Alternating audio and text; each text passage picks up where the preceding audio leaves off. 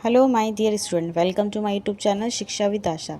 जैसे कि आप सभी लोग जानते ही हैं, मैं आपको ज्योग्राफी सीरीज़ कंप्लीट कराने जा रही हूँ, जिसमें अभी तक मैंने 6 से लेकर 9 तक की ज्योग्राफी विद सॉल्यूशन कवर कर चुके हैं। अब हम पढ़ रहे हैं 10th क्लास की ज्योग्राफी, जिसमें मैंने चैप्टर नंबर 1 to 3 पहले ही कंप्लीट करवा चुकी हूँ। तो आज हम पढ़ेंगे चैप्टर नंबर 4, जिसका नाम है कृषि। तो आइए स्टार्ट करते हैं। कृषि क्या है? क्या आप सभी लोगों ने किसी ने कृषि की है या अपने गांव में होती हुई देखी है? यदि हाँ तो कमेंट बॉक्स में ज़रूर बताइएगा। तो आइए स्टार्ट करते हैं। कृषि की दृष्टि से भारत एक महत्वपूर्ण देश है, मतलब कृषि हमारे देश में अत्यधिक देखने को मिलती है। इसकी 2/3 जनसंख्या कृषि कार्य में संलग्न करती है, मतलब हमारी जो जनसंख्या है उसमें से 2/3 जो लोग हैं वो हमारे देश में कृषि करते हैं। ये प्राथमिक क्रिया होती है। जो कृषि है वो किस में आती है? कृषि एक प्रकार की प्राथमिक प्रक्रिया होती है। तो 1 मार्क से क्वेश्चन में एसएससी लेवल पे आपसे पूछ सकते हैं कि प्राथमिक क्रिया कौन कौन सी होती है। तो याद रखिए, कृषि भी हमारी एक प्राथमिक प्रक्रिया होती है, जो हमारे लिए अधिकांश खाद्यान्न उत्पन्न करती है, खाने की चीज़ें उत्पन्न करती है। खाद्यान्नों के अतिरिक्त ये विभिन्न उद्योगों के लिए कच्चा माल भी पैदा करती है। ठीक है, कृषि के साथ तो इसके अतिरिक्त कुछ उत्पाद जैसे चाय, कॉफ़ी, मसाले इत्यादि भी निर्यात होते हैं, मतलब एक्सपोर्ट किए जाते हैं। क्या आप कृषिगत कच्चे माल पर आधारित कुछ उद्योगों के नाम बता सकते हैं? कृषि के कितने प्रकार होते हैं? तो आइए पढ़ते हैं। कृषि हमारे देश की प्राचीन आर्थिक क्रिया होती है। पिछले हजारों वर्षों के दौरान भौतिक, पर्यावरण, प्रौद्योगिकी और सामाजिक सांस्कृतिक रीति रिवाजों के अनुसार खेती करने की विधि में सार्थक परिवर्तन हुआ है। बहुत सारे चेंजेस, नए नए टेक्नोलॉजीज देखने को मिले हैं। कृषि के पहले कृषि अलग प्रकार से की जाती थी, अब टेक्नोलॉजी बढ़ने से नए नए परिवर्तन देखने को मिलते हैं। जीवन निर्वाह खेती से लेकर वाणिज्यिक खेती तक कृषि के अनेक प्रकार है। वर्तमान समय में भारत के विभिन्न भागों में निम्नलिखित प्रकार की कृषि तंत्र अपनाए गए हैं। सबसे पहले हम पढ़ेंगे प्रारंभिक जीविका निर्वाह कृषि की निर्वाह कृषि किसे कहते हैं। बहुत बार एग्जाम में पूछे गए 10th क्लास में कि निर्वाह कृषि क्या होता है। तो इस प्रकार की कृषि भारत के कुछ भागों में अभी भी की जाती है। प्रारंभिक जीवन में निर्वाह कृषि भूमि के छोटे टुकड़ों पर आदम कृषि औजारों जैसे लकड़ी के हल, दाव जैसे और खुदाई करने वाले छड़ी परिवार के आर्थिक समुदाय श्रम की मदद से की जाती है। निर्वाह कृषि वह कृषि होती है जो कृषि औजारों की, लकड़ी की हल, खुदाई की सहायता से पूरा समुदाय, घर के सदस्य मिलकर उसे करते हैं, उसे निर्वाह कृषि कहते हैं। इसी प्रकार की कृषि प्राय मानसून, मृदा की प्राकृतिक उर्वरता और फसल उगाने के लिए अन्य पर्यावरणीय पारिस्थितिक तंत्र पर निर्भर रहती है। ठीक है प्यारे बच्चों, और यह कृषि एक दहन प्रणाली कृषि यह कर्तन दहन प्रणाली कृषि स्लैश एंड पर्न कृषि कहलाती है। किसान जमीन के टुकड़े साफ कर कर उन पर अपने परिवार के भरण पोषण के लिए अनाज उगाते हैं, मतलब खुद के खाने के लिए, बेचने के लिए नहीं बल्कि खुद के खाने के लिए, ना कि पैसे कमाने के लिए उसका उपचार करते हैं। अपने अपने अपने फैमिली के लिए वो भरण पोषण करते हैं। जब मृदा की उर्वरता कम हो जाती है तो किसान उस भूमि के टुकड़े पर स्थानांतरित हो जाता है। कृषि के लिए भूमि का दूसरा टुकड़ा साफ करते हैं। ठीक है, जब वहाँ पे उग जाता है हमारा अनाज उग जाता है तो वो दूसरी जगह पर खेती करने के लिए चले जाते हैं। कृषि इस प्रकार के एक स्थानांतरण से प्राकृतिक प्रक्रिया द्वारा मिट्टी की उर्वरता शक्ति बढ़ जाती है, क्योंकि किसान उर्वरक अथवा अन्य आधुनिक तकनीकों का प्रयोग नहीं करते हैं। ठीक है, इसलिए इस प्रकार की कृषि में उत्पादकता कम होती है। यदि हम इसकी उत्पादकता को बढ़ाना चाहते हैं तो हमें उर्वरक जैसे खाद्य पदार्थों का उपयोग करना चाहिए। देश के विभिन्न भागों में इस प्रकार की कृषि को हम विभिन्न नामों से जानते हैं। तो ये पता लगाते हैं कि किस देश में इसको किस नाम से पुकारते हैं। उत्तरी पूर्व राज्यों में असम, मेघालय, मिजोरम और नागालैंड में से झूम कहा जाता है। तो आपने सुना ही होगा कि झूम खेती कहते हैं। मणिपुर में मामूल, और छत्तीसगढ़ के बस्तर जिले में अंडमान निकोबार समूह में से दीपा कहा जाता है। तो ये आपको याद रखना है, 1 मार्क्स में अक्सर ये पूछा जाता है। तो आइए सबसे इम्पोर्टेंट लर्न करते हैं, हम रीड करते हैं कि झूम खेती किसे कहते हैं। कर्तन दहन प्रणाली कृषि को मैक्सिको और मध्य अमेरिका में मिल्पा, वेनेजुला में कोनुका, ब्राज़ील में रोका, मध्य प्रदेश में मसालो, इंडोनेशिया में लद्दाख और वियतनाम में से रे के नाम से जाना जाता है। ठीक है प्यारे बच्चों, भारत में ये प्रारंभिक किस्म की खेती अनेक नामों से की जाती है। हमारे भारत में ये अनेक प्रकार से इसी कृषि के अनेक अनेक नाम होते हैं। तो आइए जानते हैं। मध्य प्रदेश में इसे बेबर कहते हैं और दहिया, आंध्र प्रदेश में पोड़ू और अथवा पेंडा कहते हैं, उड़ीसा में मापा डाबी और कोमान में इसे बरिंगा, पश्चिम घाट में इसे कुमारी, दक्षिण पूर्वी राजस्थान में इसे वालेरे वाल्टेरे, हिमालयन में क्षेत्र में से खील, झारखंड में से कोरवा और उत्तर प्रदेश में से झूम के नाम से जाना जाता है। तो आप बताइए कि आपके वहाँ पर कृषि का क्या नाम है, तो कमेंट बॉक्स में ज़रूर बताइएगा। ये स्टार्ट करते हैं। रिंजा असम में डीफू के बाहरी क्षेत्र में अपने परिवार के साथ एक गांव में रहती थी। वे अपने परिवार के सदस्य द्वारा एक भूमि के टुकड़े पर उगी वनस्पति को काटकर और जलाकर उसे साफ करते रहते थे और आनंद पूर्वक उसका अनुभव करते रहते थे। यह प्राय परिवार के सदस्यों के साथ बांस के नाले द्वारा झरने से लगाकर अपनी खेती को सिंचित करने में सहायता करते थे। वह अपने परिस्थान से लगाव रखती थी और जब तक संभव हो वह इतना करना चाहती थी, जब तक उससे हो सके वह कार्य करती रहती थी। परंतु इस छोटी बच्ची को अपने खेत में मिट्टी की घटती उर्वरकता के बारे में कुछ भी नहीं पता था कि उर्वरकता के घटने से वहाँ पे उत्पादकता नहीं होती है, जिसके कारण से उसके परिवार के अगले वर्ष नई भूमि के टुकड़े की तलाश में उनको इधर उधर घूमना पड़ता था कि वो नई जगह देखकर वहाँ पे कृषि कर सके। क्या बता सकते हैं कि रिंझा का परिवार किस प्रकार की कृषि कर रहा है?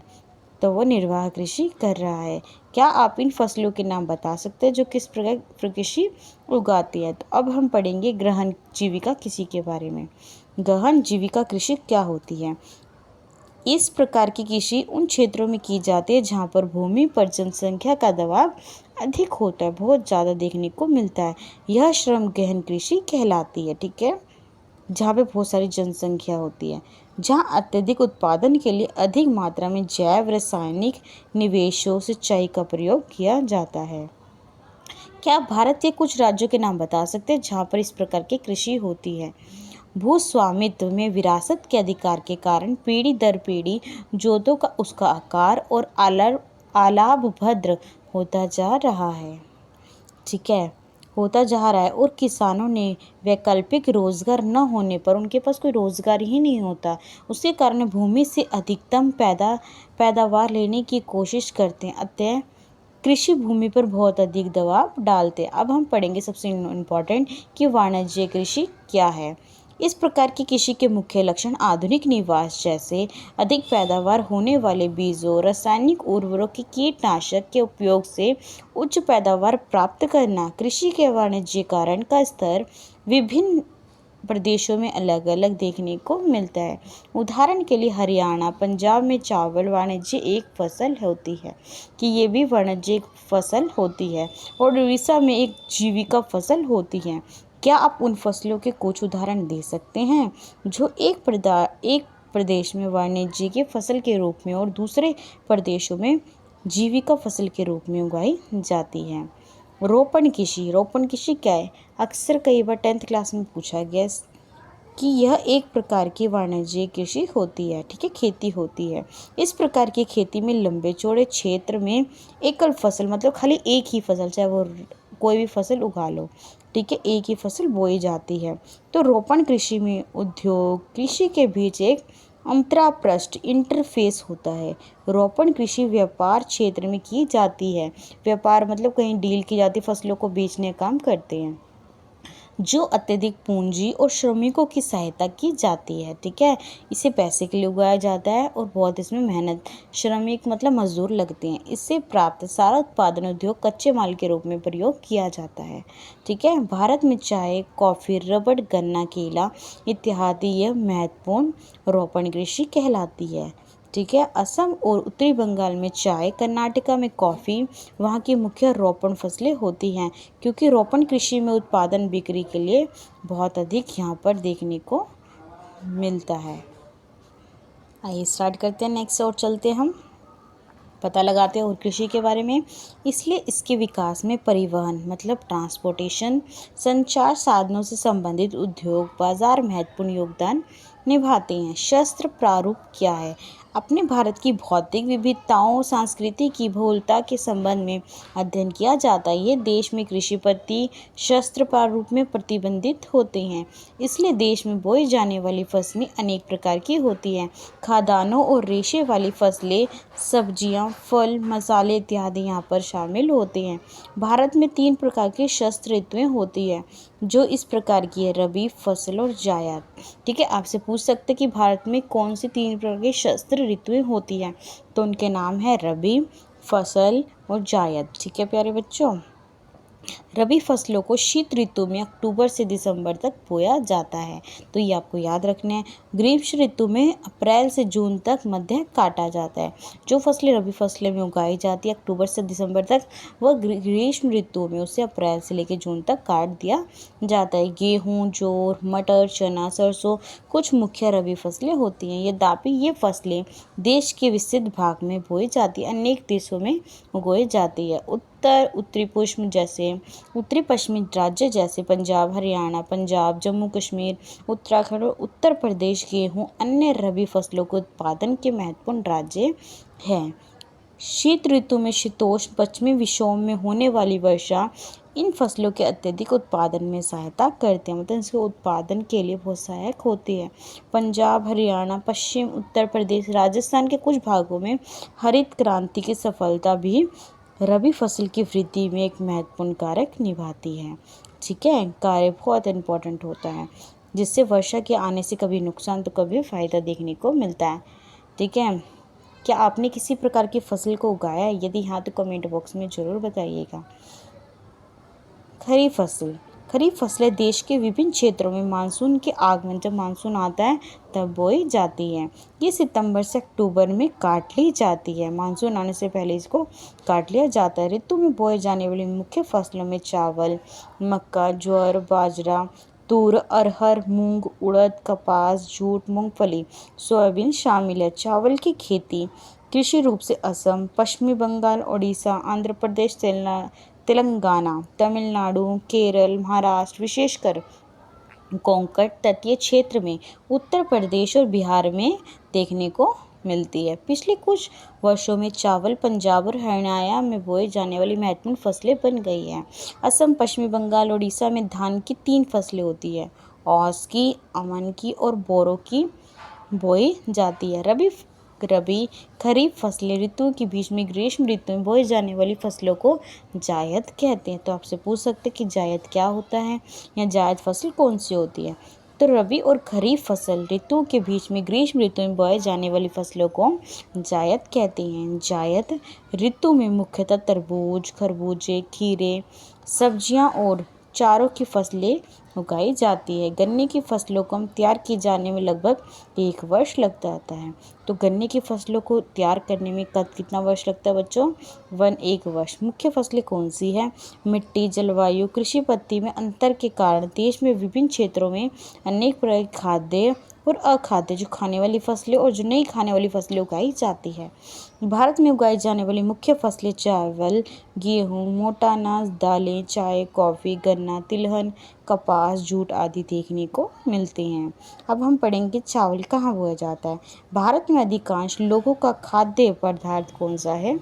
चावल है। हमारे देश में चीन के बाद सबसे दूसरा चावल उगाने वाला देश कौन सा है? भारत है। ठीक है प्यारे बच्चों, कौन सा देश है? भारत। तो इसमें बता रखा है कि चावल की खेती भारत में कहाँ कहाँ की जाती है। तो ये आपको देखने को मिलेगी। जो ये है प्रमुख क्षेत्र है, ये है गौण क्षेत्र। ठीक है, इन क्षेत्रों पे आपको चावल देखने को मिलेंगे। पहला देश राज्य चावल उगाने वाला कौन सा है? चीन। और हमारा भारत दूसरा राज्य इसका बन गया है। ये एक खरीफ की फसल होती है जिसे उगाने के लिए उच्चतम तापमान, चावल को उगाने के लिए 25 डिग्री सेल्सियस की ज़रूरत होती है और अधिकतर आर्द्रता 100 सेंटीमीटर अधिक वर्षा होनी चाहिए। कम वर्षा वाले क्षेत्र में इसे सिंचाई करना या उगाया नहीं जा सकता है। ठीक है। चावल और उत्तरी पूर्वी मैदानों, तटीय क्षेत्रों में डेल्टाई और नहरों के जाल और नलकूपों की संगतता के कारण पंजाब, हरियाणा, पश्चिमी उत्तरी देश, राजस्थान के कुछ कम वाले क्षेत्र में चावल की फसल उगाना संभव हो जाता है। गेहूँ गेहूँ भारत की दूसरी सबसे महत्वपूर्ण खाद्यान्न खाने वाली फसल बन गई है, जो भारत के उत्तरी पश्चिमी भागों में पैदा की जाती है। रबी की फसल को उगाने के लिए शीत ऋतु पकने के समय खिली धूप की होनी आवश्यक होता है, मतलब यहाँ पे धूप होना ज़रूरी होता है। यदि आपको गेहूँ उगानी है तो उसे उगाने के लिए सामान्य तापमान 25 से लेकर 75 सेंटीमीटर वर्षा होने की आवश्यकता होती है। जो देश के गेहूं उगाने वाले दो प्रमुख क्षेत्र कौन से हैं? उत्तर पश्चिमी में गंगा सतलुज का मैदान और दक्कन की काली मिट्टी वाला प्रदेश। पंजाब, हरियाणा, उत्तर प्रदेश, बिहार, राजस्थान, मध्य प्रदेश में कुछ भागों में गेहूं पैदा करने वाले प्रमुख राज्य हैं। मोटा अनाज मतलब माइलेट्स, ज्वार, बाजरा, रागी भारत में उगाए जाने वाले प्रमुख मोटे अनाज कहलाते हैं। यद्यपि इन्हें मोटा अनाज इसलिए कहते हैं, मोटा अनाज इसलिए क्यों कहा जाता है? क्योंकि इसमें पोषक तत्वों की बहुत अधिक मात्रा होती है। ज्वार में, बाजरा में, रागी में बहुत अधिक पोषक तत्व देखने को मिलते हैं, इसलिए इसे मोटा अनाज कहते हैं। उदाहरण के लिए रागी में प्रचुर मात्रा में लोहा, कैल्शियम, सूक्ष्म पोषक, भूसी मिलती है। क्षेत्रफल उत्पादन की दृष्टि में ज्वार देश की तीसरी महत्वपूर्ण खाद्यान्न फसल बन गई है। ठीक है, सबसे पहले चावल थी, फिर गेहूं और अब ज्वार सबसे ज़्यादा महत्वपूर्ण फसल बन गई है। फसल वाले वर्षा पर निर्भर होती है। अधिकतर आर्द्रता क्षेत्र में उगाई जाने वाली, इसके कारण इसे उगाने के लिए सिंचाई की आवश्यकता नहीं होती है। ठीक है प्यारे बच्चों, इसके प्रमुख उत्पादन राज्य महाराष्ट्र, कर्नाटक, आंध्र प्रदेश और मध्य प्रदेश है।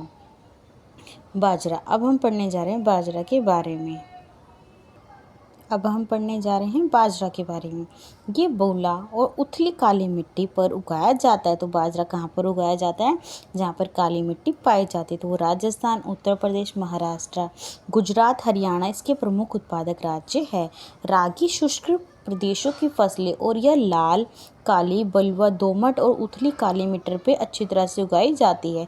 रागी के प्रमुख उत्पादक राज्य कर्नाटक, हिमाचल प्रदेश, उत्तराखंड, सिक्किम, झारखंड और अरुणाचल प्रदेश है। मक्का।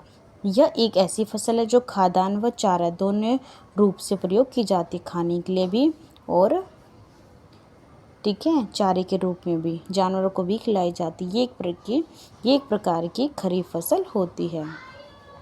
ये है बच्चों हमारे गेहूं के बारे में। भारत में गेहूं कहाँ कहाँ उगाई जाती है? तो इसके प्रमुख क्षेत्र है, जिसमें इस कलर से हो रखा प्रमुख क्षेत्र, गौण क्षेत्र इस प्रकार से। तो ये आप नक्शा भर के बता सकते हैं। ठीक है, तो आइए इसको मक्के को उगाने के लिए 21 डिग्री सेल्सियस और 27 डिग्री सेल्सियस तापमान होना चाहिए और पुरानी जलोढ़ मृदा पर अच्छी प्रकार उगाई जाती है।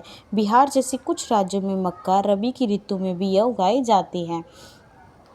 आधुनिक प्रौद्योगिकी निवास जैसे पैदावार होने वाले बीजों, उर्वरकों, सिंचाई के रूप में से मक्का उत्पादन बढ़ जाता है। कर्नाटक, उत्तर प्रदेश, बिहार, आंध्र प्रदेश, मध्य प्रदेश मक्का के प्रमुख राज्य हैं। ठीक है, दालों। भारत में विश्व दालों का सबसे बड़ा उत्पादक उपभोक्ता देश है। ठीक है, खरीदने वाला। शाकाहारी खाने में दालें सबसे अधिक प्रोटीन दायक होती है, मतलब जो दालें होती है शाकाहारी में प्रोटीन सबसे ज़्यादा देखने को मिलता है, वो है अरहर, उड़द, मूंग, मसूर, मटर, चना। भारत की प्रमुख दलहन फसलें होती है। क्या आप बता सकते हैं कि इनमें से कौन सी फसलें जो दालें खरीफ में और कौन सी फसलें रबी ऋतु में उगाई जाती हैं? दालों को कम नमी की आवश्यकता होती है और इन्हें शुष्क परिस्थितियों में भी उगाया जा सकता है। गर्मी के मौसम में भी इसे उगाया जा सकता है। फलीदार फसलें होने के नाते अरहर को छोड़कर अन्य सभी दालें वायु से नाइट्रोजन लेकर भूमि को उर्वरक बनाए रखती हैं और इन फसलों को आमतौर पर अन्य फसलों के आवतन रोटेटिंग में बोया जा सकता है। भारत में मध्य प्रदेश, उत्तर प्रदेश, राजस्थान, महाराष्ट्र और कर्नाटक दाल के मुख्य राज्य है। खाद्यान्नों के अलावा अन्य खाद्यान्न फसलें। गन्ना एक उष्ण उपोष्ण कटिबंधीय फसलें है जो कि 21 डिग्री सेल्सियस से लेकर 27 डिग्री सेल्सियस तक बोया जाता है। तापमान 25-75 डिग्री सेल्सियस सेंटीमीटर से लेकर 100 सेंटीमीटर वर्षा वाले क्षेत्र में इसे उगाया जाता है। उष्ण आर्द्र जलवायु में बोई जाती है। कम वर्षा वाले प्रदेशों में सिंचाई की आवश्यकता होती है। अनेक मिट्टियों में उगाया जाता है तथा अन्य इसके लिए बुआई से लेकर कटाई की काफ़ी शारीरिक श्रम की आवश्यकता होती है। ब्राज़ील के बाद भारत गन्ना का दूसरा बड़ा देश है। तो सबसे बड़ा देश बच्चों कौन सा है? भारत में ब्राज़ील, ठीक है। और भारत हमारा दूसरा बड़ा देश है जहाँ पे गन्ना बोया जाता है। उसके बाद यह चीनी, गुड़, खांड, सारी, शीरा बनाने के लिए काम आता है। उत्तर प्रदेश, महाराष्ट्र, कर्नाटक, तमिलनाडु, आंध्र प्रदेश, तेलंगाना, बिहार, पंजाब और हरियाणा के गन्ने के प्रमुख राज्य हैं। ठीक है प्यारे बच्चों। जो तिलहन होता है, तिलहन क्या है? 2014 में भारत विश्व में चीन के बाद सबसे दूसरा बड़ा राज्य तिलहन बन गया है। जहाँ पे चीन के बाद कौन है? हमारा दूसरा बड़ा राज्य है, ठीक है। सन 2014 में तोरैया के उत्पादन में विश्व में कर्नाटक और चीन के बाद तीसरा स्थान बन गया है। देश में कुल बोए गए क्षेत्रों में 12% भाग कई तिलहन की फसलें उगाई जाती हैं। मूंगफली, सरसों, नारियल तेल, सोयाबीन, अरंडी, बिनौली, अलसी, सूरजमुखी भारत में उगाई जाने वाली प्रमुख फसलें होती हैं। इनमें से अधिकतर खाद्य और खाना बनाने में उपयोग किया जाता है, परंतु इनमें से कुछ तेल के बीजों को साबुन, प्रसाधन, श्रृंगार का सामान, उपटन उद्योग में कच्चे माल के रूप में भी प्रयोग किया जाता है। मूंगफली खरीफ फसल का एक उदाहरण है। तो आपसे पूछ सकते हैं कि मूंगफली किस ऋतु कौन सी फसल है? तो खरीफ फसल है। ये देश में मुख्य तिलहनों के कुछ उत्पादनों का आधा भाग इसी फसल से लिया गया है। ठीक है प्यारे बच्चों। प्राप्त होते हैं गुजरात, राजस्थान, तमिलनाडु, महाराष्ट्र मूंगफली के उत्पादन की एक राज्य है। यहाँ पे मूंगफली उगने को कृषि की जाती है। अलसी और सरसों की रबी फसलें होती है। तिल उत्तरी भारत में खरीफ की फसलें और दक्षिण भारत में यह बोई जाती है। अरंडी खरीफ रबी दोनों ही फसलें वर्षा ऋतु वसल ऋतु में उगाई जाती है। चाय की खेती रोपण कृषि का एक उदाहरण होती है जो खाली इंडिविजुअल मतलब सबसे अलग उगाई जाती है। इसके साथ कोई और नहीं उगाई जाती, कोई भी कृषि नहीं की जाती। एक महत्वपूर्ण पेय पदार्थ फसल है जिसे शुरुआत में अंग्रेजों भारत में लाए थे। तो अधिकतर चाय बागानों में मालिक भारतीय होते हैं। चाय का पौधा उष्ण उपोष्ण कटिबंधीय जलवायु, ह्यूमस और जीवाश्म युक्त गहरी मिट्टी और सुगम जल निकास वाले क्षेत्रों में देखने को मिलता है और वहाँ पे ये उगाया जाता है। चाय की झाड़ियों को उगाने के लिए वर्ष भर उष्ण, नम, प्लाहारित जलवायु की आवश्यकता होती है। वर्ष भर में समान रूप से होने वाली वर्षा को बौछार उसकी कोमल पत्तियों के विकास के लिए यह सहायक होती है। चाय एक श्रम संघनन उद्योग है जो मतलब श्रमिकों को लगा के इसमें बोया जाता है। काफ़ी मजदूरी लगती है। उसके लिए प्रचुर मात्रा में सस्ता कुशल श्रम होना चाहिए जो इसको उगाने में मदद करे। इसकी ताजगा बनाए रखने के लिए चाय की पत्तियां बागान में ही संसाधित की जाती है। इसकी पत्तियां बागान में ही उगाई जाती है। चाय के मुख्य उत्पादन क्षेत्रों में असम, पश्चिम बंगाल, दार्जिलिंग, जलपाईगुड़ी जिलों की पहाड़ियाँ, तमिलनाडु, केरल, इनके अलावा हिमाचल प्रदेश, उत्तराखंड, मेघालय, आंध्र प्रदेश, त्रिपुरा आदि राज्यों में भी चाय उगाई जाती है। सन 2014 में भारत विश्व में चीन के बाद दूसरा बड़ा राज्य बन गया। चीन के बाद चाय उगाने वाला बड़ा राज्य कौन सा है? हमारा भारत देश, ठीक है। कॉफ़ी सन 2014 में भारत के विश्व लगभग 3.5% कॉफ़ी का उत्पादन करते हैं। भारत कॉफ़ी की गुणवत्ता के लिए विश्व विख्यात है। हमारे देश में अरेबियन किस्म की कॉफ़ी पैदा की जाती है जो आरंभ में यमन से लाई गई थी। शुरुआत में कहाँ से लाई गई थी? यमन राज्य से देखने लेके आए थे।